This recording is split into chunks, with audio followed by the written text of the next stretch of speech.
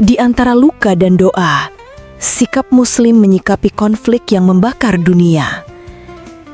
Di ujung malam, ketika dunia kembali gelisah karena suara ledakan dan sirine peringatan, kita terhenyat menatap layar. Gambar demi gambar memperlihatkan reruntuhan, tubuh tak bernyawa, dan tangisan anak-anak yang kehilangan arah. Dan kali ini, sekali lagi, yang menjadi korban bukan hanya manusia, tapi juga nurani kita.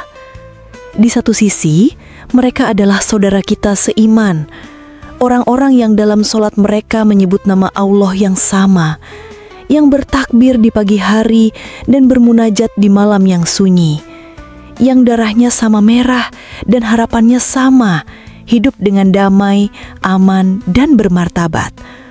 Tapi di sisi lain, kita juga tak bisa memungkiri kenyataan pahit bahwa perang tak pernah membawa keadilan sejati. Tak ada pemenang mutlak dalam perang. Yang menang hanyalah penderitaan. Yang tumbuh hanyalah kebencian. Dan yang paling hancur adalah mereka yang tidak pernah meminta perang itu terjadi. Lalu kita bertanya pada diri sendiri, sebagai Muslim, apa sikap terbaik? Haruskah kita marah? Haruskah kita diam? Haruskah kita ikut bersuara? 1. Menjaga empati, bukan sekedar simpati. Sebagai Muslim, kita diajarkan untuk mencintai saudara kita sebagaimana kita mencintai diri sendiri. Rasulullah SAW bersabda, perumpamaan orang-orang beriman dalam kasih sayang mereka ibarat satu tubuh. Jika satu bagian tubuh sakit, maka seluruh tubuh ikut merasakan. Maka wajar kita merasa sakit, wajar kita menangis saat melihat anak-anak Palestina, Iran, Yaman, Suriah, dan lainnya menjadi korban dari kerakusan dunia. Tapi empati tak boleh berhenti di air mata. Ia harus diubah menjadi doa, bantuan nyata, dan upaya menolak segala bentuk penindasan. 2. Tidak terjebak narasi yang menyesatkan.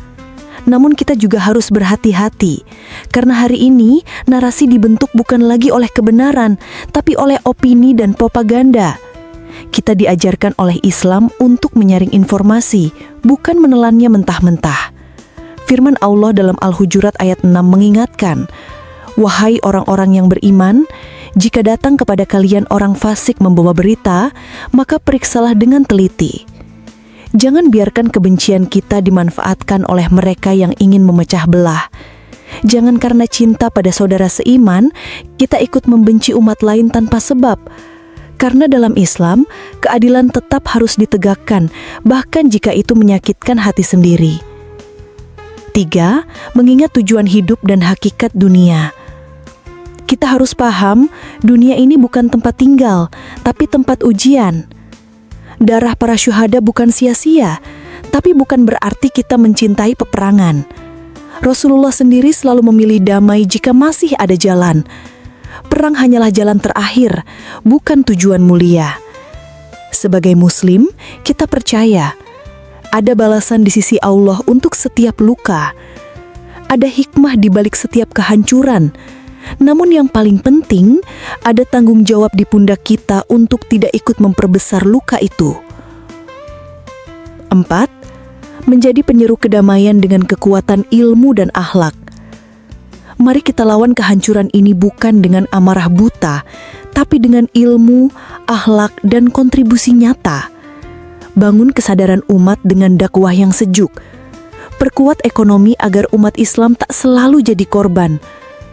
Perjuangkan isu-isu kemanusiaan dengan bahasa global, bukan hanya bahasa sentimen. Karena musuh sejati kita hari ini bukan satu bangsa atau satu agama, tapi ketidakadilan, keserakahan, dan kebodohan. Dan lawannya adalah hikmah, keteguhan iman, dan akhlak yang luhur.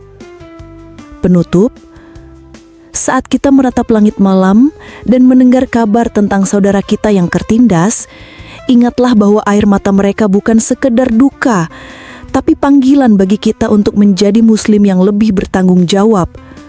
Bukan hanya berdoa dan bersedih, tapi juga berpikir, bersikap adil, dan menjaga hati agar tidak ikut dibakar oleh api kebencian yang kita tidak mengerti. Mari kita doakan, Semoga Allah memberi kemenangan kepada yang tertindas. Dan semoga kita tidak menjadi bagian dari umat yang diam, apatis, atau ikut menambah luka dengan sikap yang salah. Karena pada akhirnya, Islam adalah rahmat bagi seluruh alam, bukan hanya bagi satu kelompok. Dan tugas kita adalah menjadikan rahmat itu nyata dengan kata, sikap, dan tindakan.